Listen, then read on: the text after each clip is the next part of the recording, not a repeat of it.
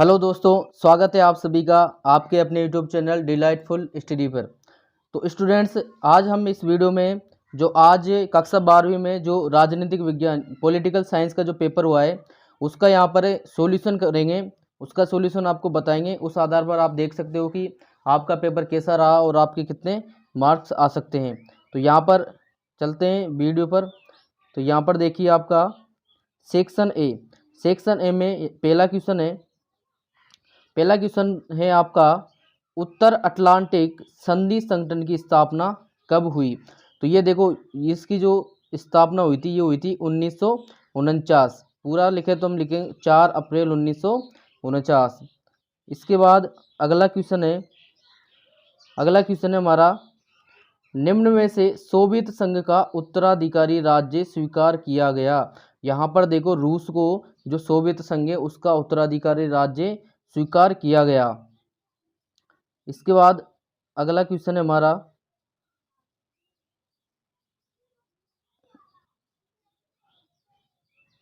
अगला क्वेश्चन है 7 दलों का गठबंधन यानी कि 7 पार्टी अलायंस किस देश से संबंधित है। तो ये देखो, नेपाल देश से संबंधित है। इसके बाद अगला क्वेश्चन है, संयुक्त राष्ट्र संघ की स्थापना कब हुई।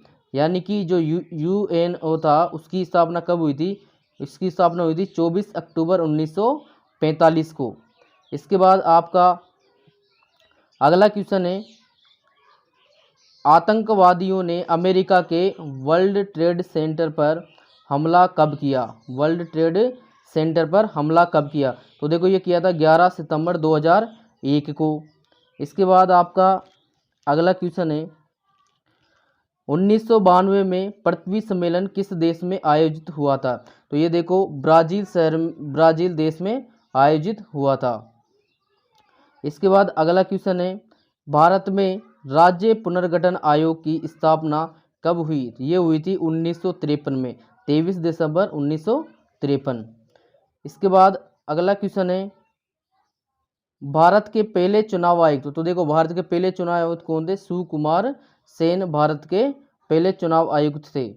इसके बाद अगला क्वेश्चन था, मिल्क मैन ऑफ इंडिया के नाम से कौन मशहूर हुए। तो यहाँ पर देखो, जो वर्गीज कुरियन ये मिल्क मैन ऑफ इंडिया के नाम से मशहूर हुए थे। इसके बाद अगला क्वेश्चन है, गरीबी हटाओ का नारा किसने दिया। ये देखो, इंदिरा गांधी है, उन्होंने ये नारा दिया था गरीबी हटाओ का।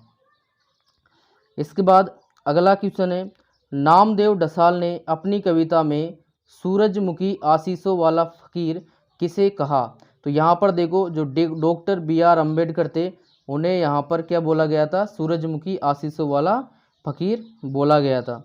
इसके बाद देखो, अगला क्वेश्चन है, 1984 के लोकसभा चुनाव में कांग्रेस ने कुल कितनी सीटें जीती थी। तो यहाँ पर आपका राइट आंसर हो जाएगा 415। इसके बाद अगला क्वेश्चन है, दूसरा क्वेश्चन रिक्त स्थान वाला। यहाँ पर पहला क्वेश्चन इसका, 1962 में सोवियत संघ के नेता ने क्यूबा में परमाणु मिसाइलें तैनात कर दी थी। तो देखो, उस नेता का नाम क्या था। उस नेता का नाम था खुरुश्चेव। क्या नाम था, खुरुश्चेव।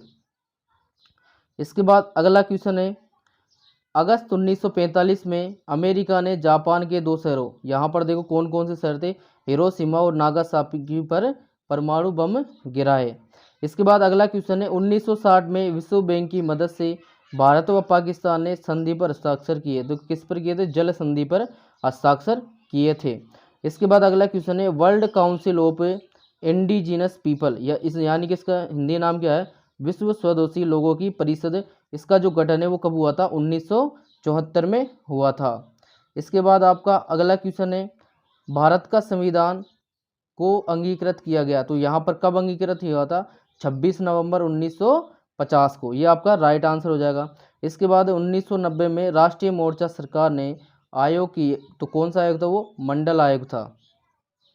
इसके बाद अगला क्वेश्चन है आपका तीसरा क्वेश्चन, द्वितीय महायुद्ध के समय मित्र राष्ट्रों में कौन से देश सम्मिलित थे। मित्र राष्ट्र यानी कि जो अलाइज थे उसमें। तो यहाँ पर देखो कौन कौन से राष्ट्र थे, फ्रांस था, ग्रेट ब्रिटेन था, संयुक्त राज्य अमेरिका था, सोवियत संघ था और कुछ हद तक इसमें चीन भी शामिल था। इसके बाद अगला क्वेश्चन है, भारत व बांग्लादेश ने गंगा नदी में पानी की हिस्सेदारी के लिए किस संधि पर हस्ताक्षर किए? तो देखो ये किस पर किए थे? गंगा जल संधि पर। इसके बाद आपका अगला क्वेश्चन आता है, संयुक्त राष्ट्र सुरक्षा परिषद के स्थायी सदस्य। देखो इसके जो स्थायी सदस्य थे वो थे संयुक्त राज्य अमेरिका, रूसी संघ और चीन और यूनाइटेड किंगडम। इसके बाद अगला क्वेश्चन है, सुरक्षा की अपारंपरिक धारणा के दो पक्ष बताइए। तो देखो ये धारणा क्या करती थी? यह धारणा न केवल सैन्य खतरे से संबंध रखती थी बल्कि इसमें मानवीय अस्तित्व पर चोट करने वाले, यहाँ पर देखो आप शॉर्ट में क्या लिख सकते हो, मानवता की रक्षा करना और विश्व की रक्षा करना। इसके बाद आपका अगला क्वेश्चन है, जैविक हथियार संधि BWC सर्वप्रथम कब हुई? तो देखो ये सर्वप्रथम कब हुई थी? 10 अप्रैल 1972 को। इसके बाद अगला क्वेश्चन है, मानवता की साझी विरासत में क्या शामिल है? तो यहाँ पर हमारा राइट आंसर क्या हो जाएगा? इसमें देखो पृथ्वी का वायुमंडल, अंटार्कटिका, समुद्री सतह और बाहरी अंतरिक्ष शामिल है। इसके बाद अगला क्वेश्चन है, भारत में प्रथम 3 आम चुनावों में किस दल का प्रभुत्व रहा? तो यहाँ पर राइट आंसर आ जाएगा इसका कांग्रेस। यहाँ पर राइट आंसर आएगा कांग्रेस। इसके बाद अगला क्वेश्चन है, कम्युनिस्ट पार्टी ऑफ इंडिया का विभाजन किस आधार पर हुआ? तो यहाँ पर देखो इसका जो विचारों में मतभेद हो गए थे, इनके जो नेता थे उनमें, इस आधार पर इसका विभाजन हो गया था। इसके बाद अगला क्वेश्चन है, बॉम्बे प्लान से आप क्या समझते हैं?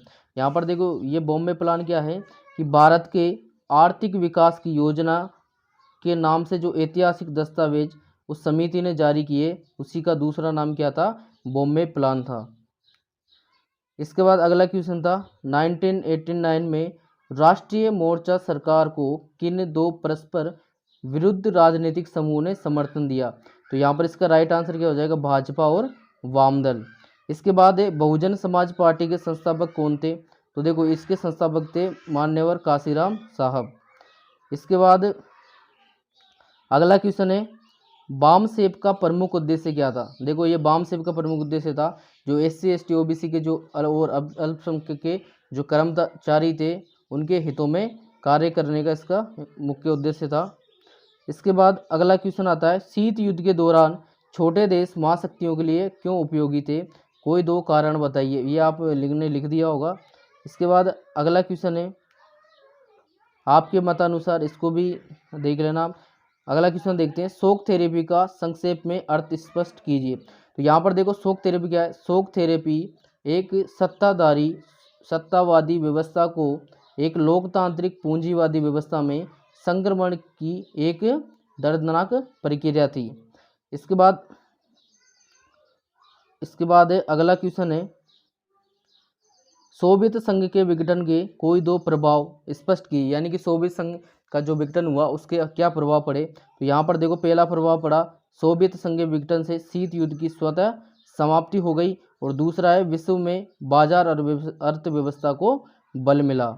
इसके बाद अगला क्वेश्चन है, श्रीलंका में लिट्टे यानी कि जो LTTE की प्रमुख मांग क्या थी? तो देखो इसकी जो प्रमुख मांग थी, श्रीलंका के तमिलों के लिए एक अलग देश बनाने की इसकी प्रमुख मांग थी। इसके बाद अगला क्वेश्चन है, भारत व पाकिस्तान के बीच तनाव के कोई 2 कारण? बहुत सारे कारण है भाई, कोई सा भी लिख सकते हैं। पहला लिख दिया हमने भारत का विभाजन, दूसरा क्या लिख देंगे? आतंकवाद तो जरूरी है। इसके बाद एक क्योटो प्रोटोकॉल पर संक्षिप्त टिप्पणी लिखिए। तो देखो क्योटो प्रोटोकॉल क्या है? यह एक अंतर्राष्ट्रीय संधि है जिसे ग्लोबल वार्मिंग द्वारा हो रहे जलवायु परिवर्तन को रोकने के लिए किया गया है। इसके बाद अगला क्वेश्चन है हमारा, भारत के स्वतंत्र होते ही उसके समक्ष अनेक चुनौतियां थी, किन्हीं 2 को संक्षेप में बताइए। तो यहाँ पर देखो क्या थी? पहली जैसे राष्ट्र में धार्मिक हिंसा, आतंकवाद का सामना, इस तरीके से हम कोई 2 लिख देंगे। इसके बाद अगला क्वेश्चन है, कांग्रेस की सामाजिक एवं विचारात्मक गठबंधन के रूप में संक्षिप्त विवेचना कीजिए। यहाँ पर देखो जो कांग्रेस पार्टी थी इसमें सभी वर्ग, जाति, धर्म, ग्रामीण, शहरवासी, किसान, उद्योगपति आदि को इसमें शामिल किया गया था। इस तरीके से ये एक सामाजिक गठबंधन था। इसके बाद अगला है, ऑपरेशन फ्लड को संक्षेप में समझाइए। यहाँ पर देखो ऑपरेशन फ्लड क्या है? इसमें डेयरी उद्योग से जुड़े किसानों को उनके विकास को स्वयं दिशा देने में सहायता दी है। इसके बाद अगला क्वेश्चन है, प्रिवी पर्स से क्या अभिप्राय है? यहाँ पर देखो प्रीवी पर्स क्या है, प्रीवी पर्स किसी संवैधानिक या लोकतांत्रिक राजतंत्र में राज्य के स्वायत्त शासक एवं राज परिवार को मिलने वाली विशेष धनराशि को कहा जाता है। अगला क्वेश्चन है, चिपको आंदोलन का कारण व परिणाम। तो यहाँ पर देखो चिपको आंदोलन का कारण क्या लिखेंगे, व्यवसाय के लिए हो रही वनों को कटाई के रोकने के लिए ये जो चिपको आंदोलन है वो चालू किया गया था। इसके प्रभाव क्या पड़े थे, देखो उत्तर प्रदेश में प्रतिबंध के अलावा यह आंदोलन पश्चिमी घाट और विंध्य पर्वतमाला में वृक्षों की कटाई को रोकने में सफल रहा।